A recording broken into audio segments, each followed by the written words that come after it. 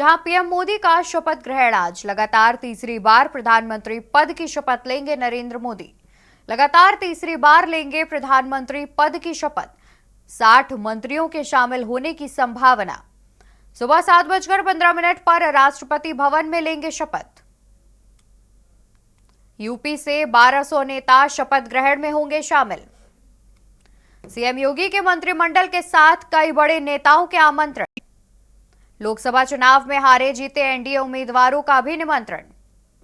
2019 के जीते सांसद भी शपथ ग्रहण में किए गए आमंत्रित। 2019 के जीते सांसदों को भी शपथ ग्रहण में किया गया आमंत्रित। एनडीए के एमएलसी और विधायकों को भी मिला निमंत्रण। लोकसभा के संयोजक, प्रभारी विस्तारकों, क्लस्टर इंचार्ज को दिया गया न्योता। पार्टी पदाधिकारियों के साथ सहयोगी दलों के नेताओं को भी निमंत्रण दिया गया।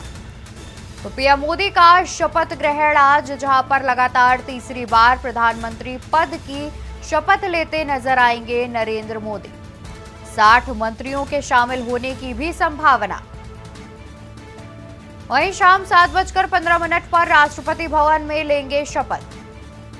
यूपी से 1200 नेता शपथ ग्रहण में होंगे शामिल। सीएम योगी के मंत्रिमंडल के साथ कई बड़े नेताओं को भी दिया गया है निमंत्रण। यूपी से 1200 नेता शपथ ग्रहण में होंगे शामिल। 1200 नेता शपथ ग्रहण में होंगे शामिल। सिर्फ उत्तर प्रदेश से 1200 नेता शपथ ग्रहण में होंगे शामिल।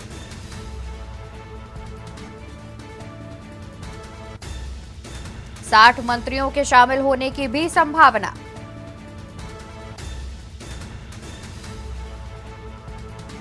और यूपी से 1200 नेता शपथ ग्रहण में होंगे शामिल। आपको बता दें कि प्रधानमंत्री नरेंद्र मोदी आज तीसरी बार प्रधानमंत्री पद की शपथ लेंगे। शाम करीब 7:15 पर राष्ट्रपति भवन में नरेंद्र मोदी प्रधानमंत्री पद की शपथ लेते हुए नजर आएंगे।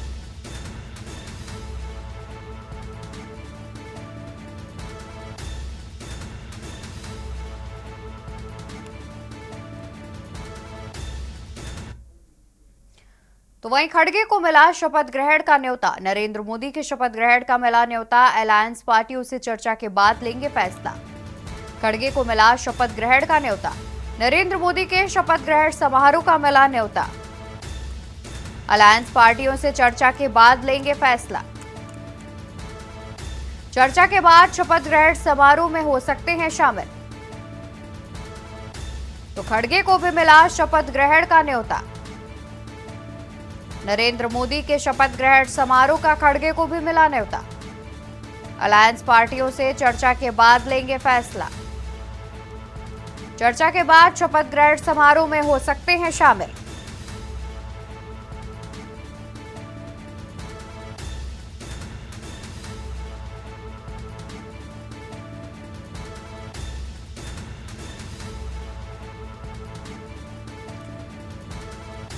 तो आपको बता दें कि कांग्रेस के राष्ट्रीय अध्यक्ष मल्लिकार्जुन खड़गे को भी शपथ ग्रहण समारोह का न्योता दिया गया है, जहां पर खड़गे अलायंस पार्टियों से बातचीत करने के बाद शामिल हो सकते हैं।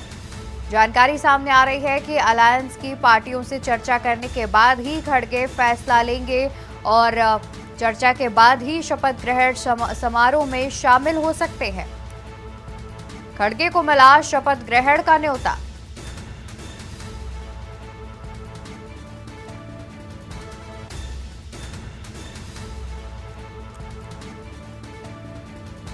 और ज्यादा जानकारी के लिए हमारे साथ दिल्ली से विशेष संवाददाता अखिलेश सिंह और लखनऊ से संवाददाता संदीप मिश्रा जुड़े हुए हैं। सबसे पहले अखिलेश जी, आपका रुख करेंगे और देखा जाए तो जिस तरीके से शपथ ग्रहण को लेकर के विशेष रूप से तैयारियां की जा रही हैं और शाम 7:15 पर शपथ ग्रहण होगी। सबसे पहले चर्चा कर लेते हैं कि खड़गे को भी न्योता दिया गया है। क्या अनुमान लगाया जा सकता है कि क्या वो शामिल हो सकते हैं शपथ ग्रहण में?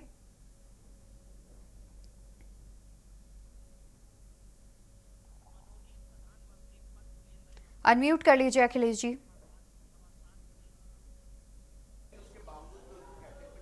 प्रधानमंत्री पद के लिए मनोनीत नरेंद्र मोदी आज 7:15 राष्ट्रपति भवन के सेंट्रल हॉल में शपथ ग्रहण समारोह में प्रधानमंत्री पद की गोपनीयता की शपथ लेंगे। लेकिन उससे पहले विपक्ष के नेता और एनडीए के साथ सभी नेताओं को आमंत्रित किया गया। अगर विपक्ष के नेताओं में बात की जाए तो कांग्रेस के राष्ट्रीय अध्यक्ष मल्लिकार्जुन खड़गे को आमंत्रित किया गया।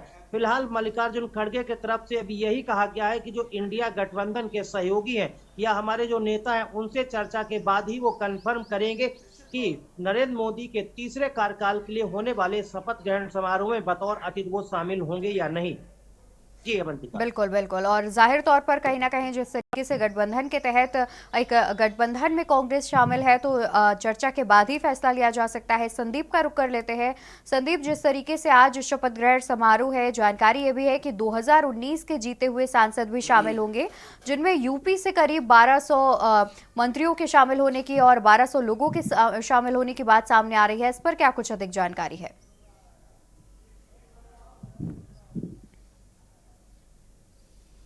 देखिए अवंतिका, एक बात सच है कि जिस तरीके से प्रधानमंत्री नरेंद्र मोदी आज जब है शपथ ग्रहण में अपने शामिल होंगे तो वहां पर शपथ ग्रहण लेंगे तो खास तौर पे उत्तर प्रदेश पे उनका फोकस होगा, क्योंकि उत्तर प्रदेश में जिस तरीके से लगभग 1200 नेताओं को जो है आमंत्रित किया गया है, यहां पर 2019 से जो जीते हुए जो सांसद थे वो भी वहां पे पहुंचते हुए नजर आएंगे। इसके साथ ही साथ जो विधायक थे वो उनको भी बुलाया गया है, साथ में जो जितने कैबिनेट मंत्री हैं उन सभी को बुलाया गया था और इस बार के 80 के जो जीते हुए जो इनके अपने प्रत्याशी हैं उन सभी को बुलाया गया था। यानी कि उत्तर प्रदेश में 80 लोकसभा की सीटें हैं तो इन सभी को बुलाया गया। तो साफ तौर पे जिस तरीके से लगातार इस बार जो है कार्यक्रम को भव्य बनाने की पूरी तैयारी है प्रधानमंत्री नरेंद्र मोदी की, क्योंकि तीसरा कार्यकाल है उनका शुरू होगा और इस तीसरे कार्यकाल को लेकर के भारत के प्रधानमंत्री नरेंद्र मोदी फिलहाल कोई उत्तर प्रदेश में कोई ऐसी कमी कसी कमर नहीं छोड़ना चाहते, क्योंकि आने वाले समय में यहां पर विधानसभा 2027 का चुनाव भी तो है और इसके साथ ही साथ में भारतीय जनता पार्टी पहले से ही रूपरेखा अपनी तैयार करती है और किस तरीके से उन्हें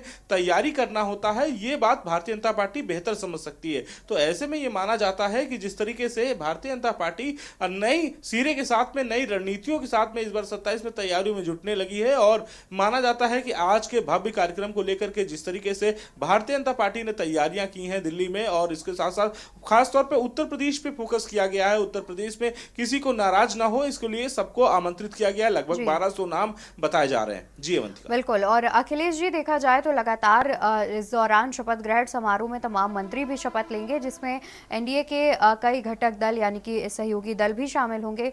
और जिस तरीके से स्पीकर पद को लेकर लगातार सूत्रों से खबर सामने आ रही है, जहां पर कुछ देर पहले खबर आई थी कि हरियाणा से मनोहर लाल को स्पीकर का पद दिया जा सकता है, तो लगातार देखा जाए तो सूत्रों के हवाले से ये खबर आ रही है। हालांकि नीतीश कुमार की ओर से भी स्पीकर पद उनकी पार्टी के लिए भी मांगा जा रहा है। तो स्पीकर पद को लेकर के देखा जाए तो चर्चाओं का बाजार का में लगातार होड़ मची हुई है। फिलहाल स्थिति कब तक स्पष्ट हो पाएगी कि स्पीकर का पद किसे सौंपा जा सकता है? अवंतिका, आपको बता दें कि जब शपथ ग्रहण समारोह हो जाएगा देखिए और उसके अवंतिका, बाद एक चीज सच है कि जिस तरीके से लगातार लगातार शुरू होगी तो सदन में जो पहला काम होता है वो स्पीकर, वहां पर सबसे पहले प्रोटेम स्पीकर का चुनाव होता है, फिर उसके बाद पूर्णकालिक स्पीकर का चुनाव होता है। तो ये अभी बहुत बाद की प्रक्रिया है, लेकिन स्पीकर के तौर पर अगर देखा जाए तो जो एनडीए के सहयोगी दल हैं उनमें टीडीपी सबसे बड़ा दावा ठोक रही कि उसको स्पीकर का पद चाहिए और बाकी भारतीय जनता पार्टी जरूर ये चाहेंगे कि स्पीकर का पद उसी के पास रहे, क्योंकि जब भी कभी किसी भी पार्टी के पास पूर्ण बहुमत नहीं होता है और जब पूर्ण बहुमत सरकार नहीं होती है, सहयोगी दलों के सहारे जब कोई सरकार चल रही होती है, तो वहां पर सबसे अहम भूमिका लोकसभा अध्यक्ष की होती है। तो लोकसभा अध्यक्ष भारतीय जनता पार्टी भी किसी भी हालत में किसी दूसरे दल को नहीं देना चाहेगी, क्योंकि कभी भी कोई सहयोगी दल अगर उनसे समर्थन वापस लेता है, समर्थन वापस लेने के बाद जब सरकार अल्पमत में आती है तो उस समय लोकसभा अध्यक्ष यानी स्पीकर की भूमिका सबसे अहम हो जाती है। लिहाजा भारतीय जनता पार्टी कभी भी ये नहीं चाहेगी और यहां तक भी नरेंद्र मोदी भी ये नहीं चाहेंगे कि ये पद किसी और को दिया जाए। जहां तक सवाल है मनोहर लाल खट्टर का, तो मनोहर लाल खट्टर हरियाणा के मुख्यमंत्री रहे हैं, उनका राजनीतिक अनुभव अच्छा है और सरकार उन्होंने 2 बार वहां चलाई है, इसलिए भारतीय जनता पार्टी यानी कह सकते हैं कि वो नरेंद्र मोदी के सबसे भरोसेमंद राजनेता भी हैं। तो लिहाजा भारतीय जनता पार्टी ये चाहेंगी या फिर कह सकते हैं कि नरेंद्र मोदी चाहेंगे कि स्पीकर का पद उनकी पार्टी के पास रहे, तो मनोहर लाल खट्टर को स्पीकर का पद दिया भी जा सकता है। वो वरिष्ठ नेता भी हैं और इसके साथ ही साथ भरोसेमंद भी हैं और भारतीय जनता पार्टी से भी आते हैं। इन तमाम चीजों के अलावा भी देखा जाए बाकी सहयोगी दल है, जो मंत्रिमंडल होगा उस मंत्रिपरिषद में किस किस को क्या होगा, तो आपको मैं बताता हूं कि सबसे बड़ी जानकारी यह है कि जो फार्मूला तय हुआ है कि 10 सांसद जहां होंगे वहां पर एक कैबिनेट मंत्री का पद सहयोगी दलों को दिया जाएगा। अगर 10 से कम है तो फिर स्वतंत्र प्रभार, यानी किसी को 10 से 5 से और 10 के बीच में है तो उसको स्वतंत्र प्रभार का मंत्रालय दिया जा सकता है। और अगर कोई सहयोगी दल ऐसा है जिसके 5 से भी कम है तो उनको राज्य मंत्री का दर्जा दिया जा सकता है। इस तरह का एक फार्मूला एनडीए में तैयार किया गया, या कह सकते हैं कि नरेंद्र मोदी ने इस तरह का एक फार्मूला तैयार किया है कि सभी सहयोगी दलों को संतुष्ट रखना जाए और कोई किसी से शिकायत ना करे। इस लिहाज से यह फार्मूला तय किया गया है कि 10 सांसद से ऊपर वाले को कैबिनेट और 10 से 5 के बीच वाले को स्वतंत्र प्रभार और 5 से नीचे वाले को बिल्कुल। और राजमंत्री। देखा लेकिन जाए तो इसमें अखिलेश जी, एक जिस एक और तरीके से अभी शाम को शपथ ग्रहण होगी, देखने वाली बात होगी कि आखिर किसको कौन सा पद जो है वो दिया जाएगा और कौन किस पद पर शपथ लेता नजर आएगा। लगातार संदीप भी जुड़े हुए हैं, उनका भी रुख करेंगे। संदीप, देखा जाए तो जिस तरीके से जब लोकसभा चुनाव के नतीजे सामने आए, उत्तर प्रदेश में बीजेपी का पिछली बार के मुकाबले खास प्रदर्शन नहीं रहा और लगातार ये भी जानकारी सामने आ रही थी कि केंद्रीय नेतृत्व कहीं ना कहीं मुख्यमंत्री से बातचीत कर सकता है और मुख्यमंत्री से हो सकता है कि नाराज भी चल रहा हो, क्योंकि जो प्रदर्शन की बात करें तो इस बार उत्तर प्रदेश में कुछ खास नहीं रहा। तो क्या देखा जा सकता है कि इस बार जब शपथ ग्रहण समारोह में मुख्यमंत्री शामिल होंगे तो कैसी सरगर्मियां नजर आएंगी?